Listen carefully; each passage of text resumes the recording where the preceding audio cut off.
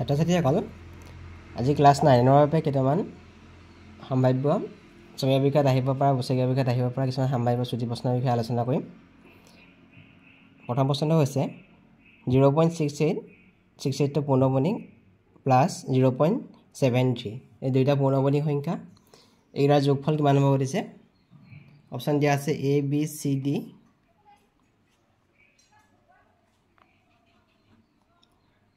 আমি দুইটা সিম্পলি আমি যোগ কৰি দিলে হ'ব 3 8 11 1 8 8 14 গতিকে বি নম্বৰটো ইয়াৰ শুদ্ধ উত্তৰ হ'ব 1.41 গতিকে উত্তৰটো হ'ব B2।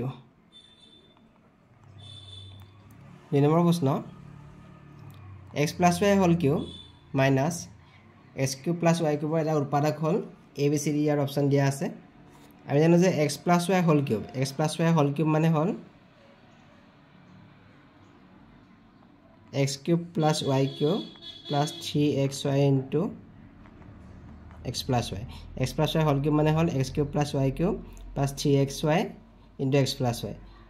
এর ব্রেকেট আছে minus bracket x cube + y cube. আমি যদি ব্রেকেটটো ভাঙি দিও এটো হ'ব -x কিউব আৰু এটো -y কিউব হৈ যাব। এটা কি কৰিম +x কিউব আৰু -x কিউব কটাকটি হৈ গ'ল +y কিউব আৰু -y কিউব কটাকটি হৈ গ'ল। ইয়াত থাকিলে কি 3xy আৰু x + y। 3xy টো x + y লগত পূৰণ হৈ আছে গতিকে এই গোটেই ৰাশিৰ উৎপাদক 3xy আৰু x + y হয়। কিন্তু আমাক উত্তৰকেইটা দিয়া আছে x² + y² - xy, xy² 3xy আৰু x² + y² 2xy। গতিকে এই 3xy টো ইয়াৰ এটা উৎপাদক 3xy এৰ উৎপাদক হয় আৰু x + y উৎপাদক হয়। যদি আমি অপশনটো x + y দিয়া থাকিলেহেঁতেন তেতিয়া আমি x + y লিখিলো হলে। গতিকে সি নম্বৰটো ইয়াৰ শুদ্ধ উত্তৰ। 3 নম্বৰ প্ৰশ্ন ধ্ৰুৱক বহুপদ 3 ৰ শূন্য হ'ব। ধ্ৰুৱক বহুপদৰ শূন্য সদায় 0 গতিকে B2 ইয়াৰ শুদ্ধ উত্তৰ। x অক্ষৰ সকলো বিন্দুৰ কুটি আমি জানো যে x অক্ষত y স্থানাংক 0 আৰু y স্থানাংকটোক আমি কুটি বুলি কওঁ। গতিকে x অক্ষৰ সকলো বিন্দুৰ কুটি হ'ব 0 গতিকে D2 ইয়াৰ শুদ্ধ উত্তৰ। 5 নম্বৰ প্ৰশ্ন হৈছে root over 5 to the power n = 125 হয় তেনে 5 to the power root over n/64 মান হ'ব। আমি জানো যে 125 মানে হ'ল 5 to the power 3 আৰু 64 মানে হ'ল 2 to the power 6 দুই ছটা পূৰণ কৰিলে 2 to the power 6 হ'ব। এতিয়া যদি আমি root over 5 to the power n লওঁ তেতিয়া 125 ঠাইত আমি লিখিম 5 to the power 3। দুইটাক যদি আমি বৰ্গ কৰি দিওঁ দুইফালে যদি আমি বৰ্গ কৰি দিওঁ ইয়াৰ বৰ্গমূল চিহ্ন কটাকটি গুচি যাব থাকিব 5 to the power n = এই 3 আৰু 2 দুটা পূৰণ হ'ব 3 × 2 হ'ব 6 তাৰ মানে n ৰ মানটো হ'ব 6। এতিয়া ইয়াত দিয়া আছে 5 to the power n root over 64 n ৰ মানটো হ'ল ইয়াত 6। এতিয়া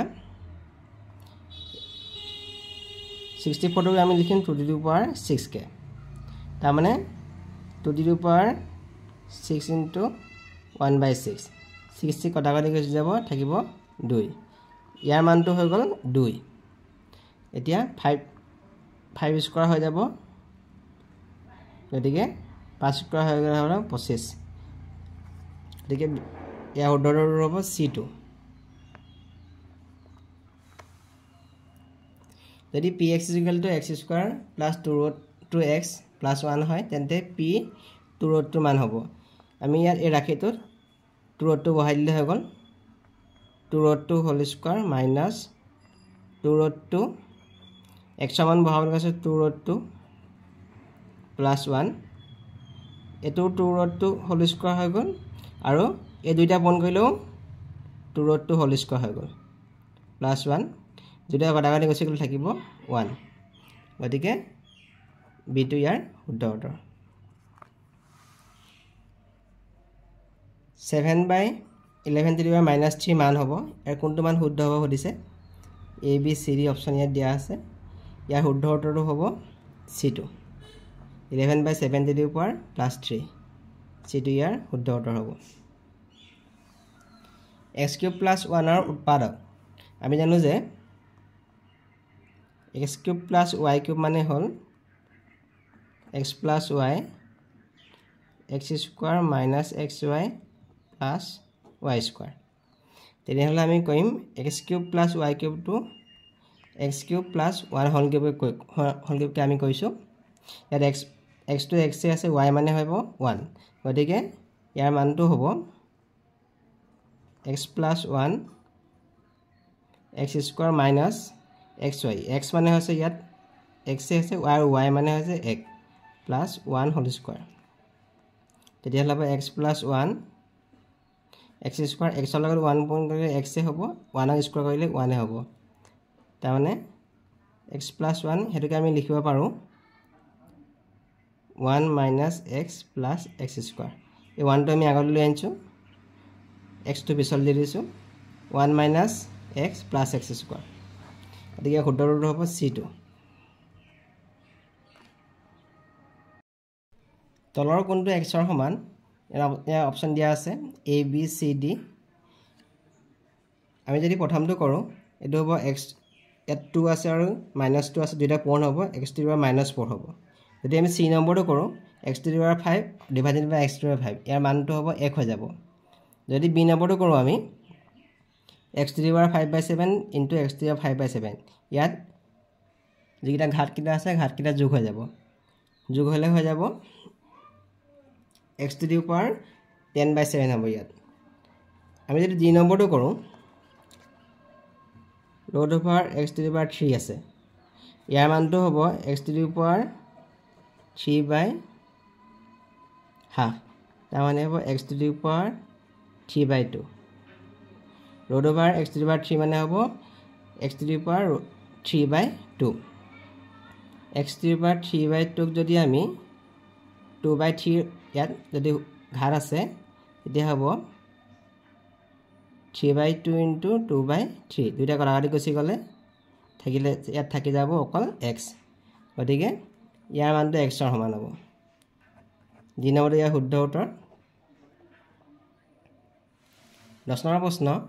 তলৰ কোনটো সংখ্যা অপৰিমেয় প্ৰথমটো কৈছে আমি দেখিছোঁ এইটো পূৰ্ণবৰ্ণী সংখ্যা 3.14 গতিকে পূৰ্ণবৰ্ণী সংখ্যাবোৰ সদায়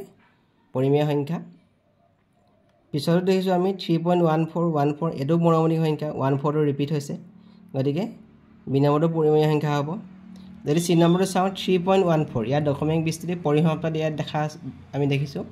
দশমিক বিস্তৃতি পৰিসমাপ্ত হ'লে এটো পৰিমেয় সংখ্যা হ'ব যদি ডি নম্বৰটো চাওঁ আমি 3.14 ইয়াত একেটা সংখ্যাই ৰিপিট হোৱা নাই একেটা সংখ্যাকে পুনৰাবৃত্তি হোৱা নাই গতিকে এটো অপৰিসমাপ্ত আৰু অপূৰ্ণবৰ্ণী সংখ্যা যদি অপৰিসমাপ্ত আৰু অপূৰ্ণবৰ্ণিক দশমিক বিস্তৃতি হয় তেনহলে এটো হ'ব অপৰিমেয় সংখ্যা আৰু ডি নম্বৰটো হ'ব অপৰিমেয় সংখ্যা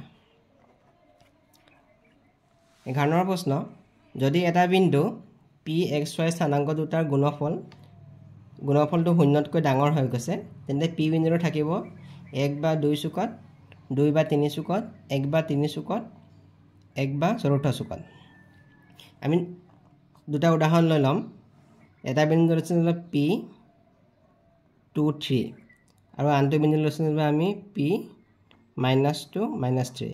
এতিয়া x আৰু y গুণফল মানে পূৰণফল 2 আৰু 3 পূৰণফল 6 6টো ডাঙৰ 6টো শূন্যতকৈ ডাঙৰ হ'ব ইয়াৰ যদি আমি চাওঁ -2 আৰু -3 কোণ কৰিলে 6 হৈ যাব এটো শূন্যতকৈ ডাঙৰ হ'ব এতিয়া আমি চাওঁ এই বিন্দুকেইটা কোনটো চুকত থাকিব ইয়াত দুইটা x মানৰ স্থানাংক পজিটিভ y স্থানাংক পজিটিভ যদি x স্থানাংক পজিটিভ y স্থানাংক পজিটিভ এই বিন্দুটো থাকিব প্ৰথম চুকত এই বিন্দুটো প্ৰথম চুকত থাকিব আকৌ যদি এটো বিন্দু চাওঁ আমি -2 আৰু -3 ইয়াৰ x স্থানাংক নিগেটিভ y স্থানাংক নিগেটিভ এই বিন্দুটো থাকিব তৃতীয় চুকত গতিকে যদি p x y ৰ স্থানাংক দুটাৰ গুণফল শূন্যতকৈ ডাঙৰ হয় তেনেহলে p বিন্দুটো 1 বা তৃতীয় চুকত থাকিব হয় এটো প্ৰথম চুকত থাকিব নহলে তৃতীয় চুকত থাকিব গতিকে c নম্বৰটো ইয়াৰ শুদ্ধ উত্তৰ 12 নম্বৰ প্ৰশ্ন 3/5 আৰু 4/5 ৰ মাজৰ এটা পৰিমেয় সংখ্যা হ'ব আমি যদি 3/5 এতিয়া যদি আমি দুইটাকে যদি 2 এ পূৰণ কৰি হৰৱাৰো ল'ব 6/10 হ'ল আকৌ হিটো আছে 4/5 ইয়াৰ লগতে আমি 2 এ পূৰণ কৰোঁ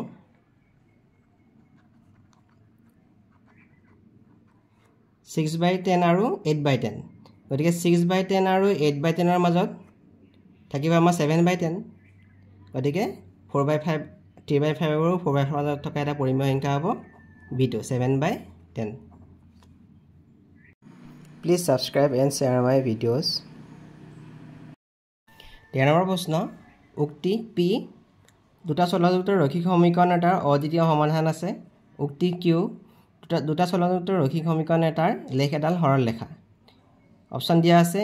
p শুদ্ধ q অশুদ্ধ p অশুদ্ধ q শুদ্ধ p আৰু q উভয়ে অশুদ্ধ p আৰু q উভয়ে শুদ্ধ আমি জানো যে প্ৰথম উক্তিটো আমি চাওঁ দুটা চলযুক্ত ৰৈখিক সমীকৰণ এটাৰ অদ্বিতীয় সমাধান আছে এটো ভুল উক্তি দুটা চলযুক্ত ৰৈখিক সমীকৰণ এটাৰ অসীম সংখ্যক সমাধান থাকিব p উক্তিটো ভুল আমি যদি q উক্তিটো চাওঁ দুটা চলযুক্ত ৰৈখিক সমীকৰণ এটাৰ লেখ এডাল সৰল লেখা এটো শুদ্ধ গতিকে p টো অশুদ্ধ আৰু q টো শুদ্ধ গতিকে অপচন b টো শুদ্ধ হ'ব p অশুদ্ধ q শুদ্ধ b টো ইয়াৰ ৰাইট অপচন 14 নম্বৰ প্ৰশ্ন উক্তি p সামান্তৰিকৰ কৰ্ণই পৰস্পৰক সমদ্বিখণ্ডিত কৰে q সামান্তৰিকৰ কৰ্ণডাল সদায় সমান সামান্তৰিকৰ বিপৰীত কোণ দুটা সমান সামান্তৰিকৰ বিপৰীত বাহুবিলাক সমান প্ৰথম উক্তিটো যদি আমি চাওঁ সামান্তৰিকৰ কৰ্ণই পৰস্পৰক সমদ্বিখণ্ডিত কৰে এটো শুদ্ধ সামান্তৰিকৰ কৰ্ণডাল সমান এটো অশুদ্ধ উক্তি সামান্তৰিকৰ বিপৰীত কোণ দুটা সমান এটো শুদ্ধ সামান্তৰিকৰ বিপৰীত বাহুবিলাক সমান এটো শুদ্ধ গতিকে আমি পালো অকল q টো অশুদ্ধ গতিকে p আৰু r s শুদ্ধ গতিকে শুদ্ধ উক্তিটো হ'ব p r আৰু s শুদ্ধ গতিকে c নম্বৰটো ইয়াৰ শুদ্ধ উত্তৰ হ'ব